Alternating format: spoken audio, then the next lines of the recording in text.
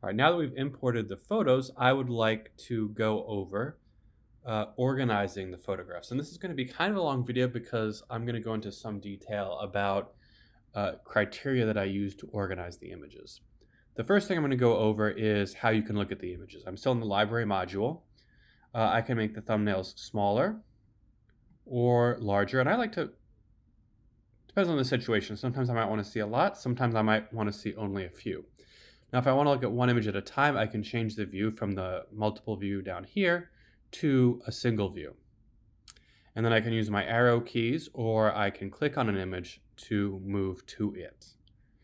And I'm going to start moving to these images, and I'm going to want to start marking them, right? So I can quickly go through and look at all of these, maybe not that fast, and then, get a sense of what I have. But even as I'm doing that, I might want to start to rate these.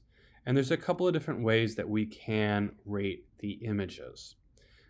We can click on an image and say we have 3 similar images and we're only going to pick one of them. We can look and be like, okay, I like this image the best. So I can do a couple things. I can give it a star rating, I can flag it, or I can give it a color rating. Now we see star ratings here. If I click on 5 stars, I'm all of a sudden going to give this image 5 stars. And I could also flag it, or give it 3 stars, or give it a color. Now, I can also use keyboard shortcuts. I can use 1 through 9 to give it star ratings and then color labels. So I, generally speaking, just use the star ratings at first. And once I have a few of the images starred, I can turn my filters on and go to my rated images, and then I'll only see the 2 images, which is really nice for kind of figuring out which images are your favorites. Now, when you have a lot of these, you might want to start organizing them further into folders or collections. Now, collections are something that is only viewable on Lightroom and is particular to the catalog that you are using. So that's why you always want to make sure that you are using your same catalog that you made. And, I might want to, after I have a bunch of starred images, I might want to select them by holding the Shift key and then clicking on the images, or by pressing 1 and then selecting all, which is Command and A on a Mac or Control and A on a PC.